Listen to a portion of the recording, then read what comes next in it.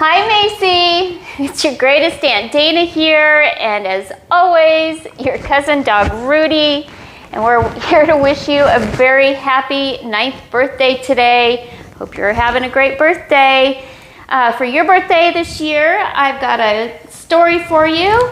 It's called The Color of Love, and I'll read that to you, and then after that, we are going to do a science experiment and make something that I love, and I think you'll love too. So I'll be right back. Hold tight. The Color of Love by Poppy Harlow and Laura Jarrett. Illustrated by Elisa Chivare.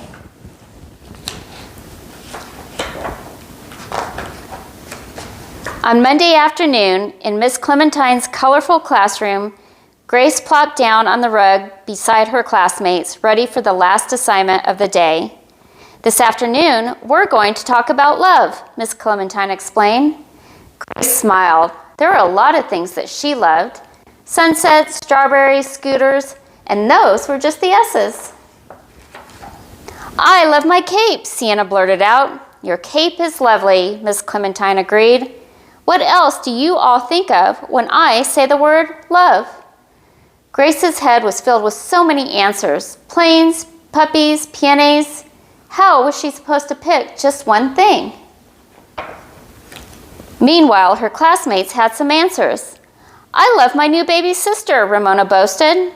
What about my cuddly crocodile? I sleep with it at night, Luca answered. You're on to something, Miss Clementine said. Tonight, I want you all to think about this. If love were a color, what color would it be? Grace raised her hand.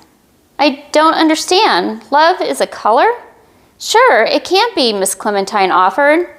Of course, Mikey jumped in. Love is pink, like the roses my moms give each other on Valentine's Day. The color of love can be pink, Miss Clementine said, and it can be other colors too.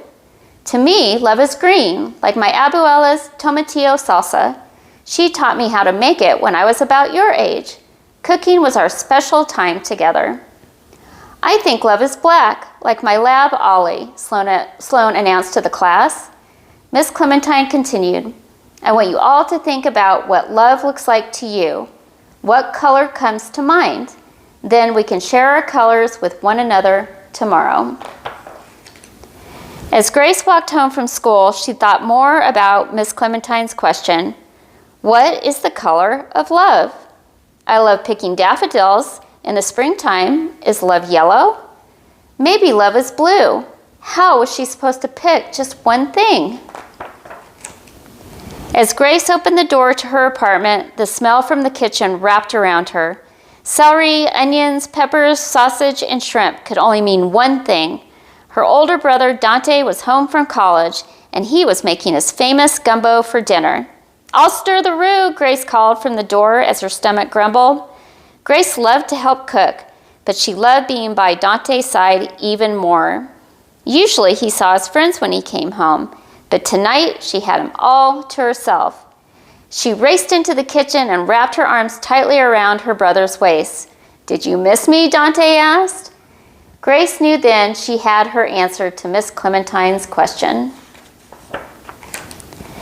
The next day, Grace sat in a circle on the rug with her classmates, ready to share her answer. Sloan went first. I've decided love is shiny silver, like the menorah my family uses at Hanukkah. Tell me more, Miss Clementine said. Because that's when my whole family is together and I get to light the candles. Ramona raised her hand up high.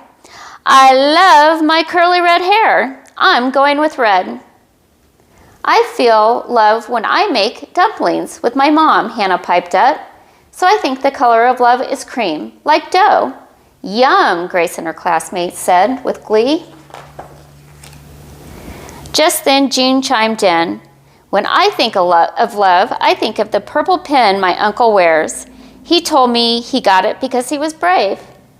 We're so grateful he served his country to keep us safe, Miss Clementine said. Grace wasn't sure if she'd seen a purple pin before, but she knew she wanted to be brave too. These answers are all great, Miss Clementine said, clapping her hands together to get everyone's attention. Now I want each of you to take a piece of paper, use your scissors to cut out a heart in the color you've picked, and then hang it up. Grace knew her color. Carefully, she began cutting out her heart. Here's mine, Miss Clementine said. Who else wants to share? James raised his hand halfway and offered in a soft, shy voice. Love is the color of my dad's hand, helping me when I fall down. Love is the color of the ocean when I jump in waves with my brother, Luca added. Grace nodded. She and Dante loved to swim together.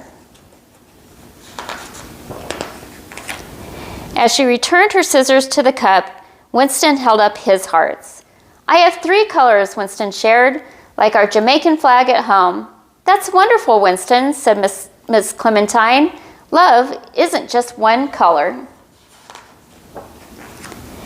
Here's mine, Grace showed the class. I picked brown, like the gumbo I made with my brother last night. We used celery, onions, peppers, sausage, and shrimp. You need each one for it to taste so good. Miss Clementine smiled. Thank you all for sharing what color love looks like to you. You have filled our room with so many colors and so much love. Look, the last heart was up, and the students all stepped back to gaze at the wall. Some of the colors were the same, some of the colors were different. Each heart had a story, a perfect patchwork of love.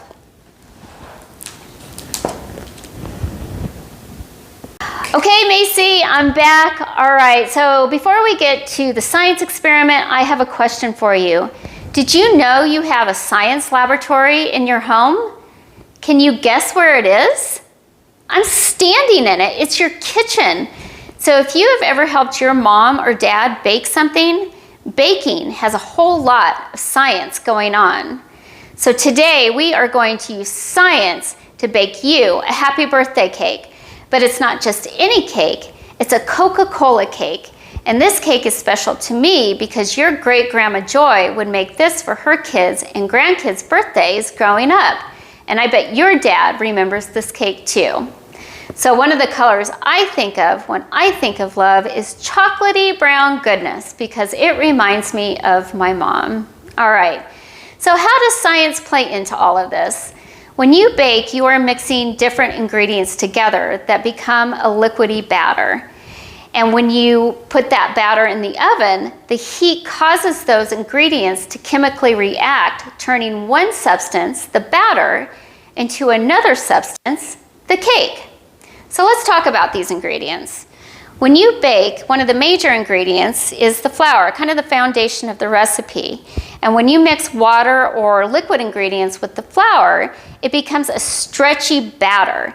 And this will allow the batter to rise. Next, you have your rising helpers. And usually it's either baking soda or baking powder. And when you add them to the dough, they react with the acid in the dough to form little bubbles of carbon dioxide gas. And as the batter bakes in the oven, the heat causes these bubbles to get bigger and bigger, taking the batter with it, and this helps make the cake spongy and puffy. All right, next we have butter. And butter helps to coat the flour so it doesn't mix with the liquids too much. And this is what makes the cake soft and fluffy, very important. All right, next we have eggs, and their stringy texture will help that liquidy batter turn into a solid cake. And then we have the rest of the ingredients. We have sugar, salt, we have cocoa for this recipe, vanilla, buttermilk, and you can't have a Coca-Cola cake without Coca-Cola. And all of these ingredients give flavor or add flavor to the cake, and that is what makes the cake so yummy. All right, so I'm gonna clear out of here. I've already baked your cake for the sake of time. Let me get it. All right, Macy, there it is, the Coca-Cola cake. I have a candle for you. All right, everybody, are we ready to sing happy birthday? All right, 1, 2, 3. Oh, back up. Gotta light the candle. Most important thing. All right, 1, 2, 3. Happy birthday to you. Happy birthday to you. Happy birthday, dear Macy. Happy birthday to you. Okay, are you ready to make a wish? I'll help you blow out the candle. You ready? Okay, 1, 2, 3. All right. All right, let's give it a taste. Don't tell Grandma Joy. Gotta taste it. It's really good. I think she would be proud. All right, Macy. My goodness, I love you. I hope you enjoyed the book and the experiment. I hope you had a really good birthday. I miss you so much. As always, give your mom and dad a kiss and a hug, and that brother too. I miss everybody. I love you so much. Happy birthday.